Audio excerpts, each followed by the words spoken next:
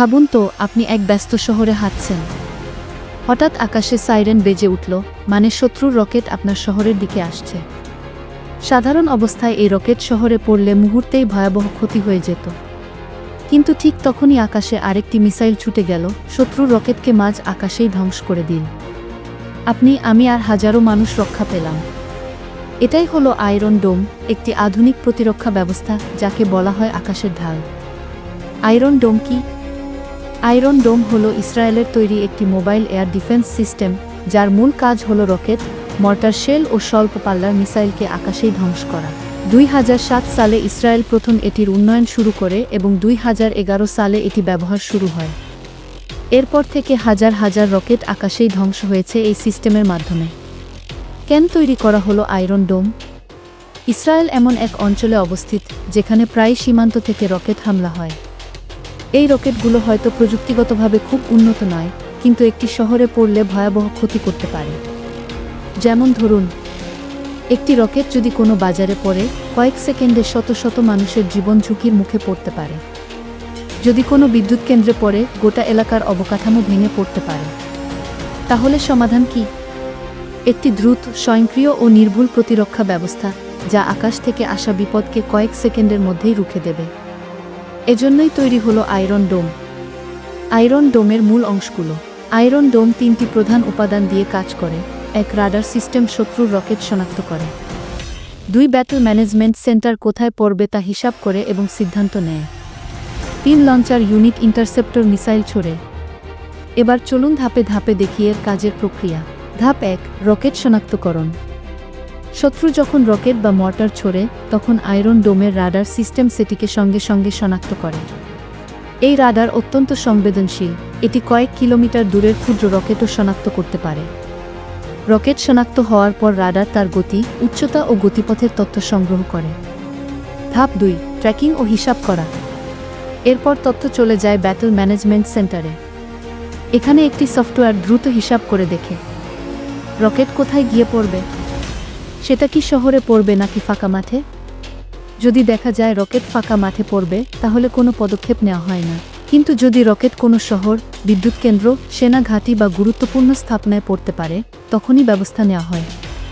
এতে করে প্রতিটি ইন্টারসেপ্টর মিসাইল অযথা নষ্ট হয় না, কারণ একটি মিসাইল তৈরি করতে অনেক টাকা খরচ হয়। ধাপ 3. ইন্টারসেপ্টর মিসাইল নিক্ষেপ।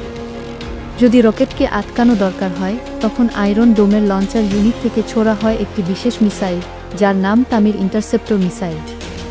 এই মিসাইল দেখতে ছোট হলেও অত্যন্ত দ্রুতগতিসম্পন্ন। এটির মধ্যে আছে স্মার্ট সেন্সর ও গাইডেন্স সিস্টেম, যা নিজে থেকেই টার্গেট খুঁজে নেয়। ধাপ 4. আকাশে ধ্বংস করা। ইন্টারসেপ্টর মিসাইল শত্রুর রকেটের কাছে পৌঁছালে সরাসরি ধাক্কা দেয় না, বরং এটি প্রক্সিমিটি ফিউজড বিস্ফোরণ ঘটায়, মানে লক্ষ্যবস্তু রকেটের একেবারে কাছাকাছি গিয়ে বিস্ফোরিত হয়। ফলে শত্রুর রকেট টুকরো টুকরো হয়ে যায় এবং আকাশেই ধ্বংস হয়ে পড়ে।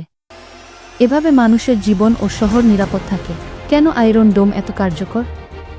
স্মার্ট ফিল্টারিং সিস্টেম প্রতিটি রকেটকে আটকায় না, শুধু বিপজ্জনক রকেটকেই ধ্বংস করে।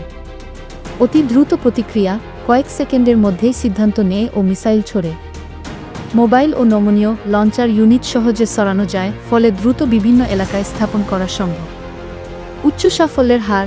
আয়রন ডোমের সাফল্যের হার 85 থেকে 90% পর্যন্ত বলে ধারণা করা হয়। আয়রন ডোম এর কিছু সীমাবদ্ধতাও আছে, তবে সবকিছু নিখুঁত নয়।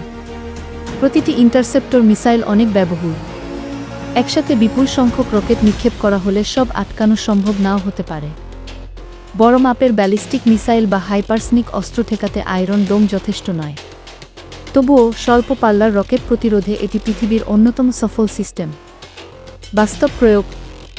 2011 সাল থেকে আয়রন ডোম ব্যবহার শুরু হওয়ার পর থেকে হাজার হাজার রকেট আকাশেই ধ্বংস হয়েছে।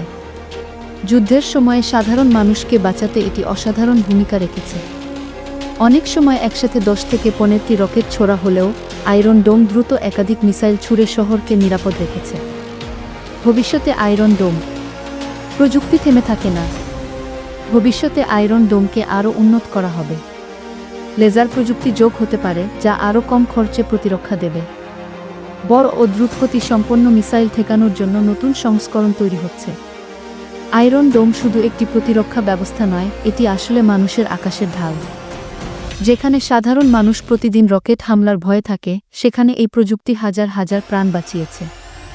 এটি আমাদের মনে করিয়ে দেয়, যুদ্ধ ধ্বংস ডেকে আনে, কিন্তু প্রযুক্তি কখনো কখনো সেই ধ্বংস থেকে জীবন বাঁচানোর আশ্চর্য উপায় তৈরি করে।